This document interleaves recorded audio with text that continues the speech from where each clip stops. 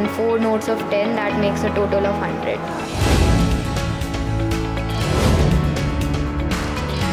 दोस्तों, अगर मैं कहूं, क्या आप अपनी बंद आंखों से रंगों की पहचान कर सकते हैं? क्या आप अपनी बंद आंखों से किताब को पढ़ सकते हैं? क्या आप अपनी बंद आंखों से अपने घर के सभी काम कर सकते हैं? तो आपका जवाब यकीनन नहीं होगा। दोस्तों, अगर मैं आपसे कहूं कि दुनिया में कुछ चुनिंदा लोग ऐसा कर लेते हैं, तो आपकी प्रतिक्रिया क्या होगी? दोस्तों नमस्कार, मैं हूं कुमार विजेंद्र और आप देख रहे हैं विद्या लाइव। इस वीडियो में आज मैं आपको ऐसी अद्भुत प्रतिभा रखने वाले बच्चों और उनको शिक्षित करने वाली प्रतिभावान टीचर से मिलवाने जा रहा हूं। आज हम शिक्षा की ऐसी ही अद्भुत शैली के बारे में बात करने जा रहे हैं, जहां इस तरह की पढ़ाई करवाई जाती है और सिखाया जाता है, जिसमें बच्चे अपनी बंद आंखों से वे सभी काम कर लेते हैं जो हम अपनी खुली आंखों से करते हैं। आइए सबसे पहले इस अद्भुत शैली की विशेषज्ञ मधुलिता जी से बातचीत करते हैं। आपका स्वागत है विद्या लाइव पर। Thank you sir. और हम ये जानना चाहेंगे, यूनिक माइंड्स है क्या, कॉन्सेप्ट क्या है? बेसिकली यूनिक माइंड्स जिस तरह से नाम है उसी तरह से यूनिक है अपने आप में, और यहाँ आपको हर चीज़ यूनिक तरीके से बताया जाएगा, और जो जनरली हर गली और मोहल्ले में नहीं मिलेगा। तो आप बेफिक्र से आएँ अपने बच्चे को यहाँ लेकर और उनके अंदर यूनिकनेस डेवलप करें। बेसिकली आपने जो बात बताई कि ब्लाइंड फोल्ड करके बच्चे पढ़ ले रहे हैं और कलर आइडेंटिफिकेशन कर रहे हैं, ये सही में ये मैजिक नहीं है। ये सारी विद्या हमारे अंदर ही है और ये एक साइंस है। हम इसको ब्रेन जिम के नाम से पुकारते हैं, और हम बच्चों को एक्सरसाइज, मेडिटेशन, योगा और थ्रू म्यूज़िक थेरेपी, इन सब करिकुलम से हम बच्चे के अंदर ये डेवलप करते हैं। ब्रेन जिम क्या है? ब्रेन जिम एक्सरसाइज मैंने आपको बताया, ये करिकुलम है। इसमें मेडिटेशन भी है, योगा भी है, आई हैंड कोऑर्डिनेशन एक्सरसाइजेज हैं, जो बेसिकली दोनों ब्रेन, हमारे लेफ़्ट और राइट दोनों ब्रेन को सिंक्रोनाइज करने के लिए एक एक्सरसाइज करवाया जाता है। हमारे ब्रेन दो भागों में बटे हुए हैं, लेफ़्ट ब्रेन और राइट ब्रेन। लेफ़्ट जो ब्रेन है वो right part of the body, and right brain is controlling left part of the body. तो बेसिकली इनके सिंक्रोनाइज को इन्हांस करने के लिए ये तैयार किया जाता है, और ये करिकुलम बनाया गया है, और इसमें कुछ एक्सरसाइजेज हैं, मेडिटेशन, योगा के एक्सरसाइजेज हैं, और एक म्यूज़िक थेरेपी है। म्यूज़िक थेरेपी जो बच्चों को अल्फ़ा रेस पे हम चलाते हैं। म्यूज़िक में भी बहुत सारे म्यूज़िक कैटेगराइज्ड होते हैं, जो हम म्यूज़िक यूज़ करते हैं उसको हम अल्फ़ा म्यूज़िक कहते हैं। तो ये सारे करिकुलम के बेस पे हम बच्चों का क्लासेस लेते हैं। ये जो क्लासेस है वो 3 आवर्स की क्लासेस होती है, और जैसे आप योगा जाते हैं, योगा करते हैं, जिम जाते हैं, तो आपको कैसे आप फील करते हैं कि ये जो है आपका योगा और जिम आपको फ़र्क पड़ रहा है? आप मुझे बताएं। जी बिल्कुल, क्योंकि उसमें या तो आप में थोड़ी स्फूर्ति आती है, बिल्कुल, और आपको कंसंट्रेशन बढ़ता है। तो ये सारी चीज़ें होती हैं अगर आप एक्सरसाइज कर रहे हैं, आपका वेट कम हो रहा होता है, बिल्कुल, आप अपने आप में एक कॉन्फिडेंस फील करते हैं, पुराने कपड़े आपको फिट होना शुरू हो जाते हैं, बिल्कुल। पैरामीटर वेट आप चेकिंग कर लेते हैं। तो हमारी एक्सरसाइज की, ब्रेन एक्सरसाइज की चेकिंग पैरामीटर ये है कि हमारे बच्चे जो हैं ब्लाइंड फोल्ड करके, उनका जो स्टेप है, आप पूछोगे कि ब्रेन एक्सरसाइजेज आपने कराया, आप कैसे बोल सकते हो कि मेरे बच्चे का ब्रेन इन्हांस हो गया? तो ये मेरा ब्रेन जिम एक्सरसाइज का चेकिंग पैरामीटर है कि हमारे बच्चे ब्लाइंड फोल्ड करके दे कैन रीड एनीथिंग और they can identify the colours. इसलिए ये चेकिंग पैरामीटर है, ये कोई मैजिक नहीं है। और ये चेकिंग पैरामीटर के बाद हमें पता चल जाता है कि बच्चे का ब्रेन जो है वो इन्हांस हो चुका है।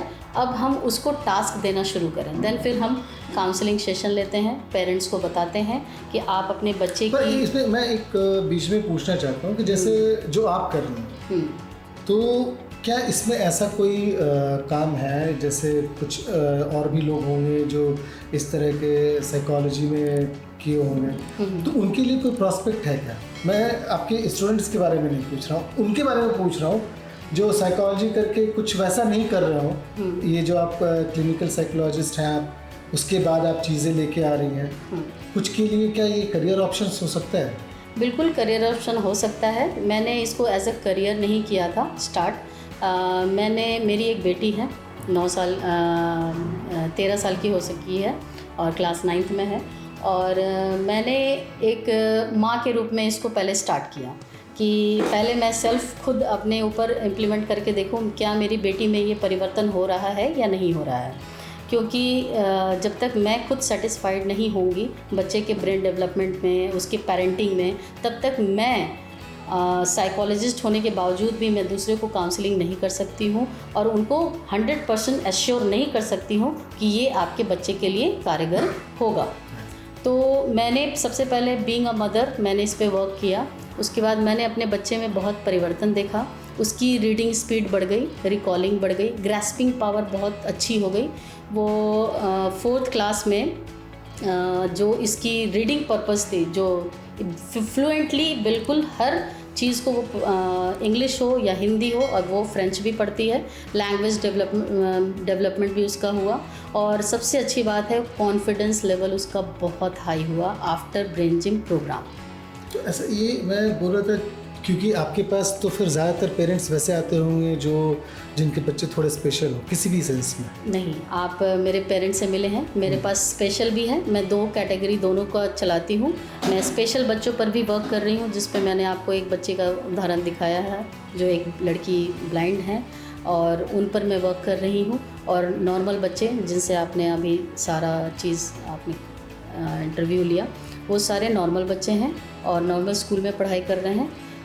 प्रॉब्लम क्या आती है कि हमारे बच्चे क्लासेस बढ़ते चले जाते हैं, लेकिन हम क्या कर रहे हैं बीइंग अ पेरेंट, हम बच्चे को क्लासेस तो सिलेबस तो बढ़ रही है, लेकिन सिलेबस को कवर करने के लिए, उनकी ब्रेन पावर को इंक्रीज़ करने के लिए हम उनको कोई एक्सरसाइजेज नहीं करवा रहे हैं। मैं ऐसा कुछ हम उनको नहीं दे रहे हैं जिससे उनका ब्रेन पावर बढ़े। बिल्कुल, हम कुछ नहीं दे रहे हैं। हम उनको हर जगह घुमा रहे हैं। अभी जो भी काम होते हैं बच्चों के, जनरली अधिकतर मोबाइल में होते हैं, और उनको लैपटॉप देना ही पड़ता है।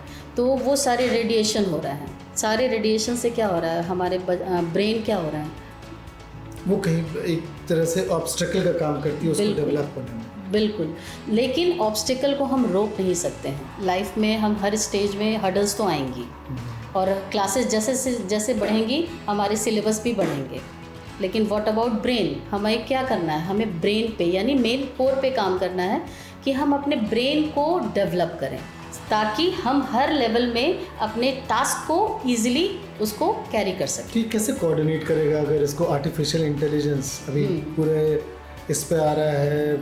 ऐसा वर्ल्ड में कोई कंट्री नहीं है, ऐसा वर्ल्ड में कोई जगह नहीं है जहाँ आर्टिफिशियल AI की बात ना चल रही है। बिल्कुल, आपके मोबाइल से लेके हर चीज़ में आर्टिफिशियल इंटेलिजेंस। बिल्कुल, तो वहाँ पे बच्चों को हम उससे दूर भी नहीं कर सकते। नहीं कर सकते हैं, बिल्कुल नहीं कर तो सकते। उसको इसके साथ कैसे कोऑर्डिनेट करें? मैंने इसीलिए मैंने आपको बताया कि हम उसको हटाना नहीं है, हमें अपने ब्रेन पावर को, अपने एनर्जी लेवल को बढ़ाना है। अच्छा, ताकि उस चीज़ को मेरा ब्रेन और मेरा कर हाँ उसको कैरी कर सके, टैकल कर सके। और सिर्फ ब्रेन जिम ही नहीं, ब्रेन जिम के साथ बहुत सारे प्रोग्राम्स होते हैं जहां हम बच्चों के पेरेंट्स को काउंसलिंग करते हैं, उनको बताते हैं कि प्रॉपर डाइट भी बहुत इम्पॉर्टेंट है, क्योंकि मेंटल और फिज़िकल दोनों के लिए हमारे को डाइट पे बहुत ही एक आपने बताया था मुझे DMIT।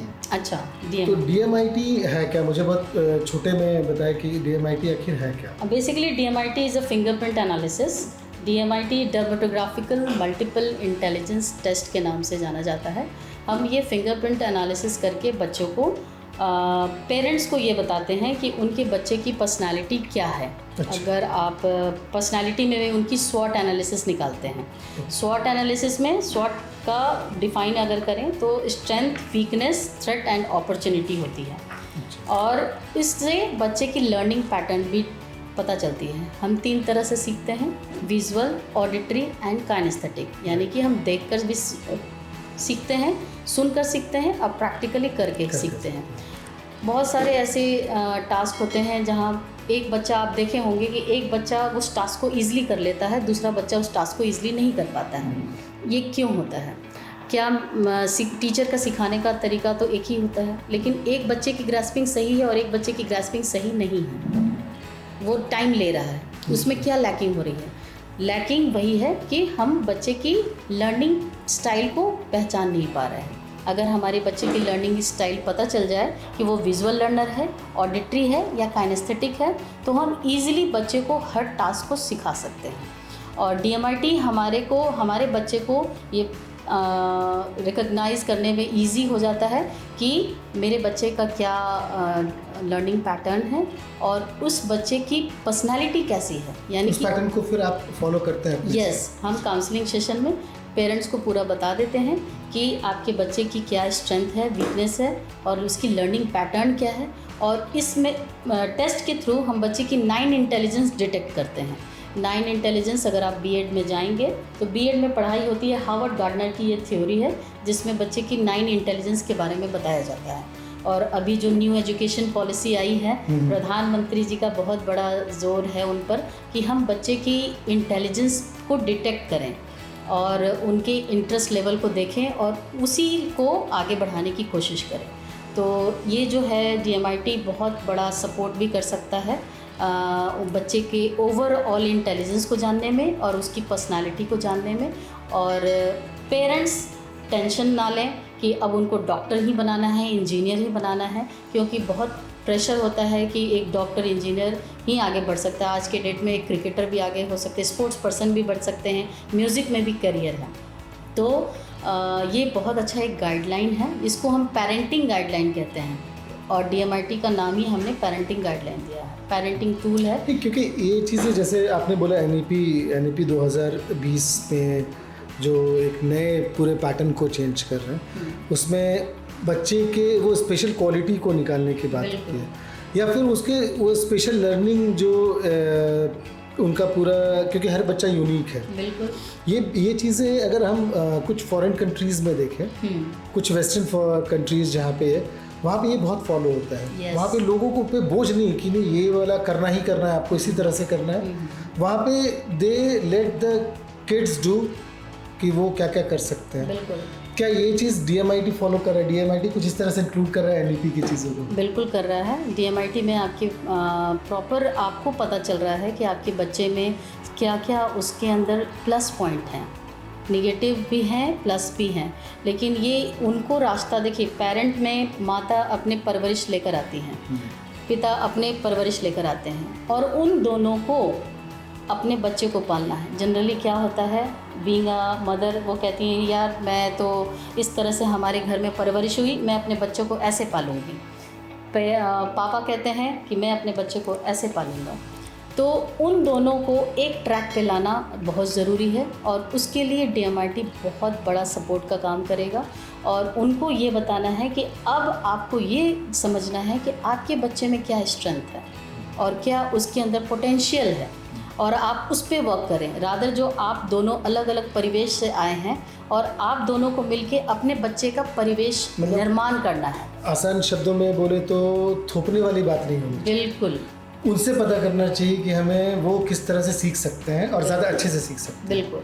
अब इसमें क्योंकि अब यहाँ पे अगर पेरेंट्स के रोल पे आते हैं कि पेरेंट्स का क्या रोल होगा, अगर आपके पूरे इसमें यूनिक माइंड्स में जो आप जिस तरह सिखा रही हैं, एक तो पेरेंट्स का रोल, दूसरे बच्चे का मोबाइल में जो यूज़ है, हाँ। क्योंकि अभी यूसेज बहुत बढ़ गया है, स्क्रीन टाइम उनका बहुत ज़्यादा इंक्रीज हो गया है। हाँ, साथ ही साथ उनके हेल्थ, कोविड आफ्टर, क्या आप इन तीनों को भी लेती हैं? क्योंकि उनके रोलों को, स्क्रीन टाइम को या फिर बच्चे के हेल्थ को? बिल्कुल। आप स्क्रीन टाइम का हम काउंसलिंग में बताते हैं कि स्क्रीन टाइम को एक लिमिट कर दिया जाए कि हाँ आपका इतना टाइम में है कि 1 घंटे का आपका सेशन है, आपको ये 1 घंटे ही मिलेगा। उसके बाद बहुत बड़ा रोल आता है पेरेंट्स का बहुत बड़ा वहाँ पे अटेंशन देना होगा कि वो मोबाइल में क्या देख रहे हैं, ये भी बहुत इम्पॉर्टेंट है। और कितना टाइम एक्सीड तो नहीं कर रहे हैं। उसके अलावा उनके साथ रैपअप बनाना बहुत ज़रूरी है। न्यूक्लियर फैमिली होने के कारण और चूँकि सब वर्किंग पेरेंट्स होते हैं और टाइम नहीं मिलता है, फिर भी कोशिश किया जाए कि पेरेंट्स जब भी घर पे रहें बच्चों से इंटरेक्ट करते रहें, उनके मन में क्या चल रहा है और वो क्या देख रहे हैं, सो दैट कि उनकी थॉट प्रोसेस किस वे में जा रही है वो उनको आइडिया लगेगा। अगर ऐसे कभी पेरेंट्स आते हैं आपके पास कि मुझे ये अच्छा नहीं लग रहा है, ये मेरा बच्चा कर रहा है या कर रही है, फिर आपको क्योंकि पेरेंट्स भी हो सकता है शायद सही हो, तो ऐसे में फिर आपके पास कोई ऐसा, फिर मैं बच्चे को बुलाती हूँ, फिर बच्चे की काउंसलिंग होती है, फिर उसको गाइड किया जाता है। अगर वो गलत डायरेक्शन में जा रहा है तो उसको बताया जाता है कि आपका उसका क्या डीमेरिट है और उसकी काउंसलिंग सेशन की जाती है और पेरेंट्स की काउंसलिंग और पेरेंट्स की फिर काउंसलिंग की जाती है। तो आप यूनिक माइंड्स जो आपका है, वो यूनिक माइंड्स को अगर आप बहुत कम शब्दों में डिफाइन करना चाहेंगे तो कैसे करेंगे? Unique minds create unique kids. बहुत बढ़िया। तो यूनिक माइंड्स एक ऐसी जगह है जहाँ पे, क्योंकि हम जब देख रहे थे तो वहाँ पे ऐसे ऐसे बच्चे दिखे हमें। मैं थोड़ा सा ऐड हाँ, करूँगी प्लीज़। कि इसमें अगर आप थोड़ा सा जाएं, इसके पीछे सर्च करें तो ये एक ऐसी टेक्निक्स है जिसको बड़े बड़े स्पोर्ट्स पर्सन भी, जैसे विराट कोहली, इन्होंने भी ये किया है ब्लाइंड फोल्ड क्रिकेट प्रैक्टिस। अगर आप YouTube पे सर्च करेंगे बिल्कुल, मुझे तो पता है उन्होंने ये किया हुआ है। और क्रिस्टियानो रोनाल्डो बिल्कुल, उन्होंने भी ये किया हुआ है, पोर्तुगल के फुटबॉलर हैं। बिल्कुल, तो उन्होंने भी ये सब किया है। तो ये बेसिकली हम बच्चों के अंदर ये आफ्टर एक्सरसाइजेज, आफ्टर ये यूनिकनेस डेवलप करने के बाद उनको काउंसलिंग की जाती है और उनको बताया जाता है कि ये एक मैजिक नहीं है, ये तुम्हारी ब्रेन की पावर है, यानी कि आपके अंदर इतनी पोटेंशियल है कि आप लाइफ में कुछ भी कर सकते हो, डे टू डे लाइफ में यूज़ कर सकते हो। अब ब्रेन जिम के बाद इनकी सबसे बड़ी अच्छी खासियत ये होती है कि इनकी ग्रास्पिंग पावर बढ़ जाती है, लर्निंग पावर बढ़ जाती है, रिकॉलिंग पावर बढ़ जाती है, फोकस कंसंट्रेशन बढ़ जाता है और सबसे बड़ी बात कॉन्फिडेंस लेवल भी बच्चे की बहुत हाई हो जाती है, क्योंकि ब्रेन पूरी तरह से सिंक्रोनाइज हो जाता है, न्यूरॉन सारे एक्टिव हो चुके होते हैं और उसमें बस मेंटेन क्या करना है, हमारे पेरेंट को जो यहाँ से सीख कर जाते हैं उनका सबसे बड़ा रोल है, क्योंकि बाद में उन्हीं को कैरी करना है और उनको डे टू डे प्रैक्टिस कराते रहना है, क्योंकि हमारे पास वो लिमिट टाइम के लिए आते हैं, 3 महीने के लिए, 6 महीने के लिए, 1 साल के लिए, लेकिन उसके बाद उनको कैरी करने का काम उनके पेरेंट्स को है। तो बराबर उनकी काउंसलिंग की जाती है, टाइम टू टाइम उनको बुलाया जाता है और उनकी काउंसलिंग की जाती है कि उनकी लाइफ में ये जो सीखा है उन्होंने क्या सही डायरेक्शन में जा रहा है या कुछ हेल्प की ज़रूरत है, तो फिर अगेन हम फिर उनको हेल्प करते हैं। ये यूनिक माइंड्स दिल्ली NCR में है और NCR में कहाँ पे वो मैम से मैं पता करता हूँ और आपके लिए मैं मैम को ही पूछता हूँ कि आप एग्जैक्ट जगह बताएं, आप इसका एड्रेस बताइए कहाँ पे है। ये इंदिरापुरम नीतिखंड 1 गाज़ियाबाद। तो गाज़ियाबाद में है। यहाँ पे आसपास पेरेंट्स जो हैं या फिर अगर छुट्टियों में आप कभी आते हैं तब भी यहाँ पे आप इसको एंजॉय कर सकते हैं, अपने बच्चों को देख सकते हैं, उनके ब्रेन को एक यूनिक तरीके से डेवलप होते देख सकते हैं और उनके अपने जो पोटेंशियल है उसको क्या वो पा सकते हैं या क्या आपके तरीके से वो पा रहे हैं, मुझे नहीं लगता है, क्योंकि मैं भी एक पेरेंट हूँ और मुझे लगता है कि ऐसी चीज़ों में हमेशा आगे बढ़कर आना चाहिए ताकि अपने बच्चों को हम समझ सकें और उनका सही दिशा में विकास कर सकें। बहुत बहुत शुक्रिया आपका हमारे साथ जुड़ने के लिए। Thank you.